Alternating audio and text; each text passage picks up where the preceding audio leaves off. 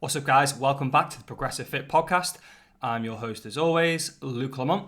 And on today's episode, we're going to talk about 8 things that we need to nail in order to get you back on track to getting that health and that fitness that you wanted, that maybe you're working on before summer. This is what this podcast is going to be about.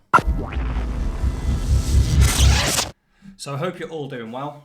Hope you've had a great summer so far. Obviously, the podcast hasn't been around for a couple of weeks. I've been off for a week in Spain, in Salou, on a family holiday, followed by having the flu. So when I was flying back on the Tuesday, I came down with the flu and ended up in bed for days. So yeah, I'm a little bit behind with work.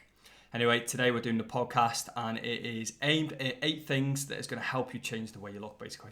What we're going to do is we're going to talk about the basics, okay? But we're going to try and talk to them in a good level of detail so that you can take away action points. Obviously, during the summer holidays or during the summer period, everything's a little bit crazy. People are here, there and everywhere. Routines up in the air because if you've got kids, well, it's an absolute nightmare. They're off all day and you've got to entertain them for 6 weeks. So it's a little bit difficult. I know that. I experience that. If you haven't got kids, then you're probably still, impacted by the summer holidays at some point. So this podcast today is going to be here to help you and as a reference for you to get back on track, okay? So we've got 8 different points, and point number 1 then is going to be about calories. Okay, so we've mentioned it many a times on the podcast before, but I am going to give you a new angle, okay, to come up with. One that I sort of played around with and implemented and had, good success with before I went on holiday. So stick around for what my angle is on calories with that. So first off then, if we're going to be wanting to change the way we look, then you'll hear many people say that we need to get ourselves into a calorie deficit, which is ultimately burning more energy than we are consuming, right? So you can create that calorie deficit either through moving more, exercising more, or eating less, or 50-50 of each, okay? That's pretty much it. That's the black and white of it. Now, how you go about doing that is entirely up to you. It could be that currently you've not been doing any exercise, so you start doing exercise for 3 times per week for an hour. That's probably going to create a calorie deficit, okay? It could be that I got a phone call and it's my son. Do I answer? Do I not? I'm answering. Okay, guys, I'm back. So phone call was short and sweet, so it's all good. Right, so as I was saying, it could be that you're not going to the gym at all and then you start going 3 times per week. That's probably going to create that calorie deficit. It could be that you've been going to the gym for maybe 30 minutes, 45 minutes, but you'd like to go for an hour. So you just up your gym routine to an hour rather than 30, 45 minutes or whatever. If you do that 3 times per week, that's an extra 45 minutes-ish per week, right? So that'll probably create some sort of calorie deficit. Not a major one, so it'll be manageable, it'll be doable for a more sustainable period. It could be that you've been going to the gym 3 times per week, but your steps haven't been that great in the holidays because you've been in the house. But it could be now that you're able to get out more when the kids are in school. It could be just whatever reason that you're able to get out more. So it could be that you now start being able to get more steps done and tracking on your Fitbit or your Apple Watch or on your phone or however you track your steps, or just getting cardio in general. I know exactly how difficult it is to get cardio in when the kids are off school. I really struggle with that because they're always here and they don't want to go for walks while Louis doesn't. Zaya, my little daughter, she can just be put in a pram and I can just wheel around, but Louis, he's 7, so it's not as easy. I can just chuck him on a scooter and he's sometimes quite happy to go with that, but obviously he gets bored quite easily. He's a 7-year-old boy. He wants to play footy and stuff, not go for walks. So that bit is difficult, but just upping your NEAT, your non-exercise activity, if you like, that's going to help create that calorie deficit. Now we could look at a food aspect as well. So for example, if you're eating your 3 main meals and you've got some sort of guidance on what your plates look like, okay, so if you're saying half a plate is vegetables, a quarter of a plate is protein, meat, fish, whatever, and then the other quarter then is carbohydrates, then that's a pretty good plate to look at and we don't really want to change that. So what we might look at is the snacks around the meals, and it could be that you're snacking in between each meal. So can we limit that snacking, or if it's a 200 calorie snack, can we switch that to a 100 calorie snack. So then you're going to be saving 300 calories each day. So there's your 300 calorie deficit in one day. It's just by swapping the snacks from 200 calorie snacks to 100 calorie snacks. It could be at breakfast time. Oh, that's the flu lingering. That is a bit of a cough still. It could be at breakfast time you're having 3 pieces of toast with 3 eggs. Can you have 2 pieces of toast? And that's 100 calories saved. So it could be little tweaks like this here and there, okay? So that's a sort of food one. It could be that the majority of your calories will come in on the weekends, potentially for alcohol on a Friday or Saturday night. That might come to a stop onto summer ends. So, you're automatically going to put yourself into a calorie deficit just by the summer holidays being over. All right. So these are the sort of behavioural things that you want to look out for when it comes to the nutrition aspect of things. Calorie deficit then is pretty much in most cases required in order to change the way you look. Okay. Now, the way that I done it before I went on holiday, which is slightly different and you've probably not really heard of before, it's called body recomposition. Okay. So it's essentially using current fat as energy to build muscle, which then makes you leaner. Okay, so it's a lot longer to do. The process takes a lot longer than to say go into a calorie deficit. So if you've got the patience, then by all means go for it. You've got to have a decent amount of muscle mass in the first place, because you need that muscle to fuel and to be able to push through and work hard, and then that's going to help them burn that fat. So that's the second aspect of it. The third one is the discipline. Okay, so it kind of links the first two together, the discipline to actually stick to it and be patient enough to ride it all out, because it can be frustrating at times when you're not seeing changes on the scales, or potentially you're not seeing changes in clothing, or you're not seeing changes in measurements or anything like that. And pictures do change slowly, but again, it depends how experienced you are at training. The more experienced you are at training, then the quicker you're probably going to change through body recomposition. If you're not very experienced and you don't have as much muscle mass, then it's going to be a far longer process. So it kind of depends on your training age and how well you've trained in the past. Oh no, sorry, I'm going to lose my voice. How well you've trained in the past will depend on how quickly or how long it will take for you to body recomp. Okay. So point number 2 then is still nutrition based, but now we're going to look at protein.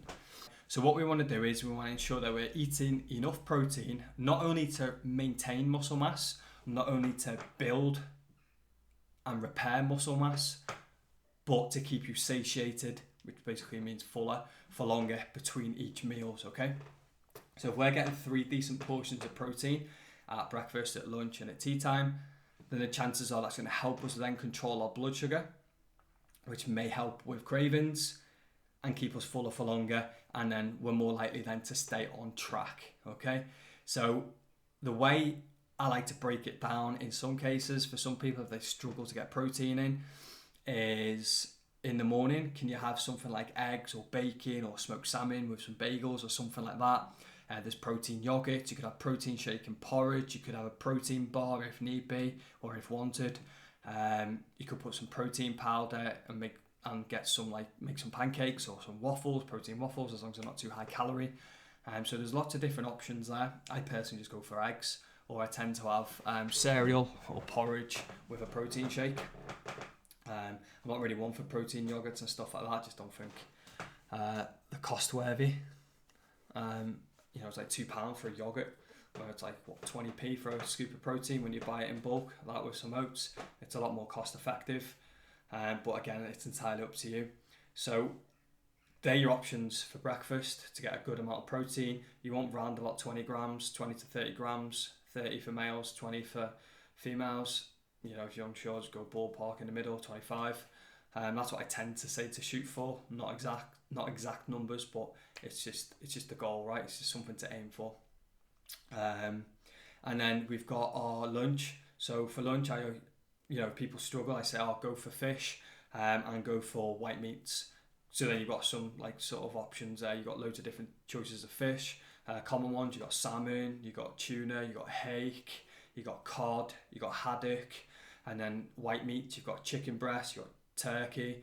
I've got no issues with chicken legs, chicken thighs, chicken wings, as long as you're again getting enough protein, which is obviously sometimes more difficult to measure on a bone. And then you've got turkey mince as well, obviously. So they're different options that you can have for lunch. And then for the evening meal, then maybe go for the red meat. So like beef, diced beef in a casserole or something like that. You could have mince, you could have pork tenderloins. Again, you throw those in stir fries, have them with potatoes, have them in sauces. There's so many different options. So red meat's there, and then even if you wanted, you could mix them, so you don't have to have just fish at lunch. You can have fish in the evening as well, because I personally like salmon, new potatoes, bit of sweet chili sauce, vegetables. It's absolutely delicious. I personally like a fresh piece of cod, not battered or breadcrumbed, on a Friday night with a few homemade chips, just potatoes sliced into wedges, thrown in the oven, like it's a fish and chip Friday or whatever. So, these are the different options. And it's a great way to get your protein in. And I always like to say then, just top up your protein a little bit, maybe with a protein shake, or if your calories allow, a protein bar in the day as well, because if you're getting, say, 30 grams in the morning, 30 grams midday, 30 grams in the evening, that's still 90 grams. Most males want to be hitting around about 125 to 200 grams. So then a protein shake will just help that, because it's around about 40 to 45 grams of protein for 2 scoops of protein in a protein shake. So 90 plus 45, you're hitting around about 135. So you're looking then at hitting your target. Females, if you're getting 2 for 60 grams for your meals, and then you maybe have a protein shake, you're looking at about 80 grams. So that's cool. I'm not as strict with females and their protein intake. I still want it to be relatively high, at least 20 grams per meal, but I'm not as strict as I am with the guys, because the guys always tend to want to be more muscular, which then protein is going to have a bigger effect, basically. So the guys need to have that a little bit more protein. Not go crazy with it, but just have that a little bit more. Right then, so point number 3, it's macros, so your micronutrients. So you don't need to be counting your 5 a day. You don't need to be going overly obsessed. Just simple piece of fruit at breakfast, a piece of fruit as a snack, salad or vegetables if you want, but salad at lunch, and then two portions of vegetables then with your evening meal, and that's your 5 a day hit. And then you could go beyond that then and have another piece of fruit mid-afternoon as a snack, and then potentially one after training or after your evening meal, and you've got your 7 a day, which is obviously the new recommendation. But I'm happy with 5 a day. Let's not go from not having any or having 1 or 2 pieces to trying to aim for 7. Let's just try and break it down and hit it almost so that we're a little bit better than what we are. So when I break that 5 a day down, it's so simple to hit, isn't it? Hopefully you've just realised and gone, wow, that's actually quite easy to hit. Because I know for a fact that if somebody said to me, Luke, hit your 5 days, like, Jesus, how am I going to hit 5 vegetables in a day? And it sounds completely unrealistic, but when you say 2 fruits, 1 in the morning, 1 as a snack, salad at lunch, vegetables in the evening, piece of piss, right? So it's just getting into the habit of making sure it's with each one.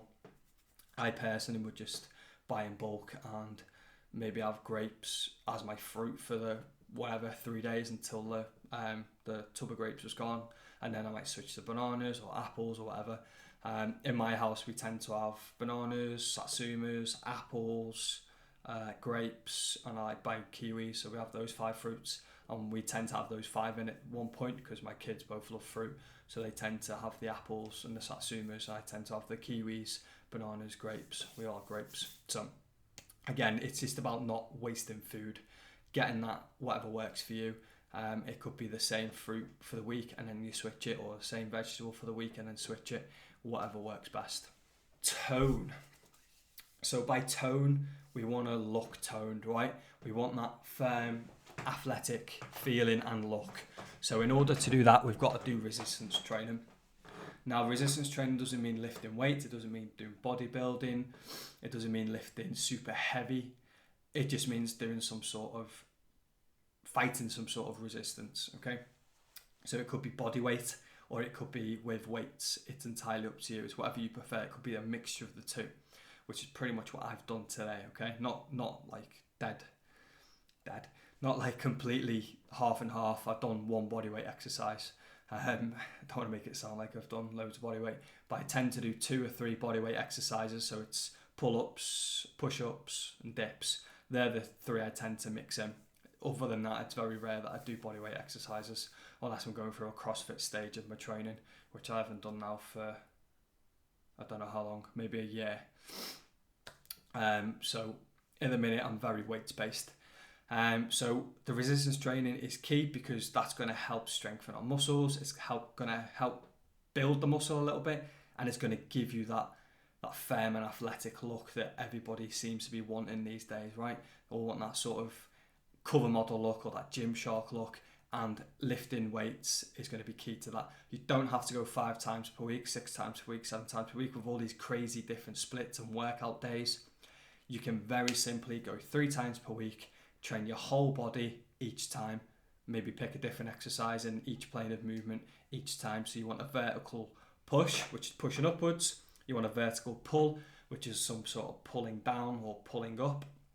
You want a horizontal push and pull, and you want some sort of squat movement, so like a squat or a leg press or a lunge, and then you want some sort of hinge movement, which is basically going to target the back of the legs. So perhaps something like a deadlift, Romanian deadlift, or even a lion leg curl if you're a complete novice, or if your training is tailored in such a way that you can't do a hinge on the same day as a squat. So that's going to be key, your resistance training. Okay, so the next one then is about your training. So you want to be able to progress what you're doing in the gym, either on a weekly or bi-weekly basis. You can do this in multiple ways. You can do it by lifting heavier over time. It doesn't have to be by masses of kilos each time. It can just be like the most smallest weight in the gym, which is probably a 1.25 kilo. Just by adding one of those on, that's great progress. Don't think, oh, it's only little, it's nothing. It makes a big difference. So you can add more weight over time, lift heavier. You could do more. So if one week you're doing 10 reps, the next week you could do 11, the following week you might do 11 again, but then the next week you do 12. That's great progress. Another way to progress your training is by decreasing the rest periods. So if you're resting for 90 seconds and then the next week you're resting for 75 seconds and then the next week you're resting for 60 seconds, but you're lifting the same weight, same reps, that's great. You're doing it with less rest in between, so that's great progress. So there's lots of different ways to track your workouts and lots of different ways to measure your progress. You want to make sure that you are progressing over time now. Don't stress about having to progress every week, because you're probably not going to. You're probably going to burn out at some point. But over time, you want to make sure that you're getting that a little bit better. There's so many different factors that are involved in progress that's why it's very difficult to see it week on week. If for example, you're just part of the general population, if you're an elite athlete, then you probably should see progress every week. But I don't see it because my sleep has a big impact, what I eat, my job, my kids, and just generally my life. So I can't progress every week just because there's so many different factors determining what has an impact on that progress. Okay. So look for progress over time. You want to be tracking your workouts just so that you've got some data collection basically, and then you've got something to aim for each session, so that you're going into the gym with, right, I need to look at matching or beating this. This is the goal, this is the objective, and then go for it. If you don't worry about it. It might just be a one-off or a week off or whatever. That's cool. But over time, again, that's what you want to be trying to be beating. Okay. Plus, if you go in and you've got your workout tracked and you know what you've done last week, I can almost guarantee that you're going to push a lot harder, knowing that you've done, say, 10 last week on a certain number. You've done 10 reps, even though you're really tired and really stressed and really can't be arsed. I can guarantee you're going to push harder to get nearer to that 10 than what you would do if you didn't have that 10 written down and just went in for just done the reps, and you probably end up with like 5. I can guarantee you'll push further and probably get 8, 9, maybe even hit the 10, or maybe even beat it. All right. So log your workouts, maybe in a logbook, which is what I personally do. Just carry a little book around the gym with me with a pen. Probably sounds stupid if you've never seen it before, but a lot of people do it these days, so you wouldn't be like alien. You could do it on a spreadsheet on your phone, like on a Google Excel sheet or whatever. Or you could get an app. There's lots of different apps out there these days, so you could just log it into an app. But as long as you've got that record, or you could do it on notes, notes on your phone, just write down the exercise, the weight, the reps, and then try and beat it each week. There's so many different ways to do it. It's finding what's best for you. So just follow a periodized program and make sure that you're progressing as often as you can over the course of time that you're progressing. Don't worry if it's not every week. Okay, so the next point then is cardio. Cardio is not essential for fat loss or changing the way you look. However, it does massively help and improve your fitness and cardiovascular health. Okay, so a lot of people think, oh, cardio isn't essential for fat loss, I won't do it, but then forget the positives that cardio actually is, okay, or is. Cardio actually brings, which is obviously it makes you fitter, helps you maintain your fitness or improves your fitness, but cardiovascular health, okay? So that's why it's important. Now, it is a tool as well. So if you're training quite hard in the gym with your weights, then you're probably going to get fitter through that. I know I've done that in the past. If you're squatting, deadlifting 2-3 times per week, you're going to get fitter, you're going to get stronger, you're going to improve your cardiovascular health. Now, if you're training just in the gym and then maybe you hit a little plateau, then you can implement some cardio. It might just be going for a 45-minute walk twice per week, or it might be doing 2 lots of treadmill sessions for 30 minutes per week just to help with that fat loss. That's fine, but don't get obsessed with it. And it's there as a tool. It's ideal for cardiovascular health, but again, it depends how hard you're training. So cardio's there and it will help change the way you look, okay? But it will also mainly help your cardiovascular health. So then you've got your NEAT as well. So your non-exercise activity thermogenesis. So this is number 7. So basically with your NEAT, you want to stay active when you're not exercising. So it's your non-exercise activity. Okay, so it could be like you're walking to the shop rather than driving to the shop. It could be that you're walking upstairs rather than taking an elevator. It's clocking up how many steps you do to the kettle and back from the sofa. How busy you are hoovering the house, yada yada yada, right? Okay, there's so many different ways of getting these steps in. So the idea is that you do 10,000 steps per day in most cases, which works out roughly 5 miles. If you've got a Fitbit, I'd say track the distance rather than the steps, because you can get steps just by waving your wrist. But with the distance, you've actually got to walk or walk-ish the distance in order for it to clock up to 5 miles, which is roughly 10,000 steps, because there's around about 2,000 steps per mile. So the more calories you burn through your NEAT could be a positive thing, because that could put you in your deficit, right? So a lot of people, just by not doing anything in work all day and then going to the gym and then not doing anything at home all evening, probably have a very low step count. Let's say it's around about 4,000. Now you suddenly make a conscious effort to go to 6, 7, 8,000. You're going to all of a sudden start burning more calories. So that could then put you in that deficit, or it could then start helping with fat loss. Okay, so it's those little things. So NEAT is something quite important. It could be that you just leave the car at home twice per week and walk to work. It could be that you work. I'm lying here. Can't get my words out. It could be that you park your car in work in the furthest spot away from the door, so that you have to walk a little bit further. I tend to do that in supermarkets. I park on the other side of the car park. My girlfriend goes mad, but hey, I'm taking her for a walk, so she shouldn't complain. And then we walk across, because it gets us those little bit more steps. It's those little things, those little habits that help and maintain over time, keeping that lean, healthy look, okay, and lifestyle. And the last one then, number 8. So number 8 is your sleep, okay? So we want to be aiming for anywhere between 7.5 and 9 hours per night. Some people can get away with less, like 6 hours, but most people need a lot of sleep.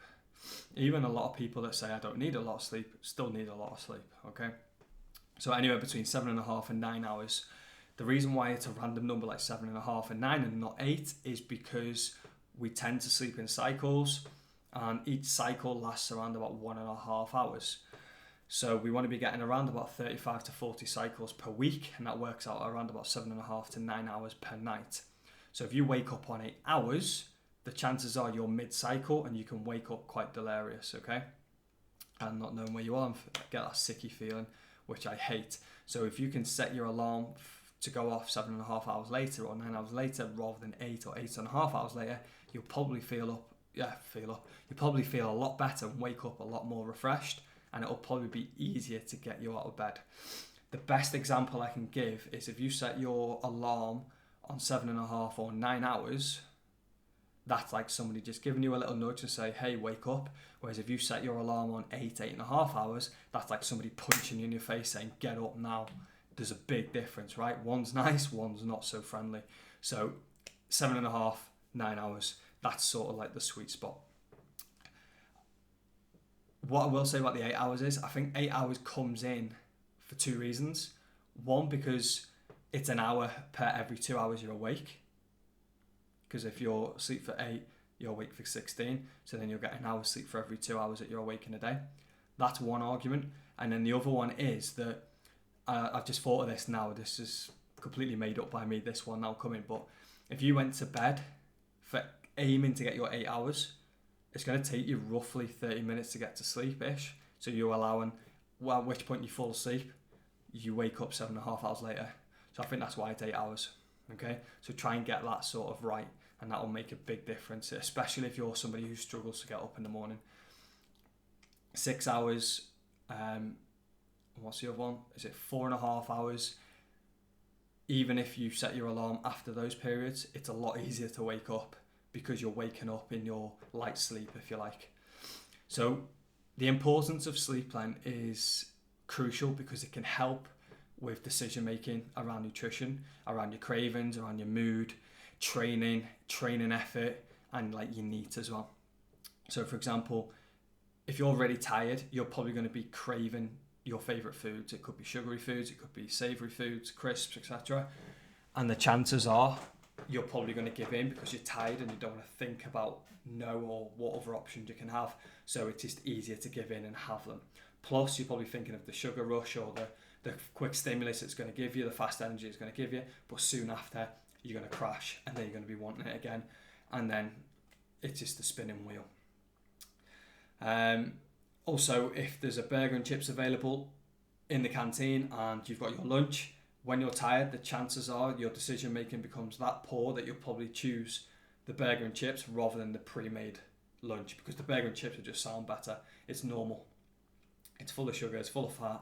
It just sounds more appealing. It feels more appealing. Your body thinks it needs it, wants it.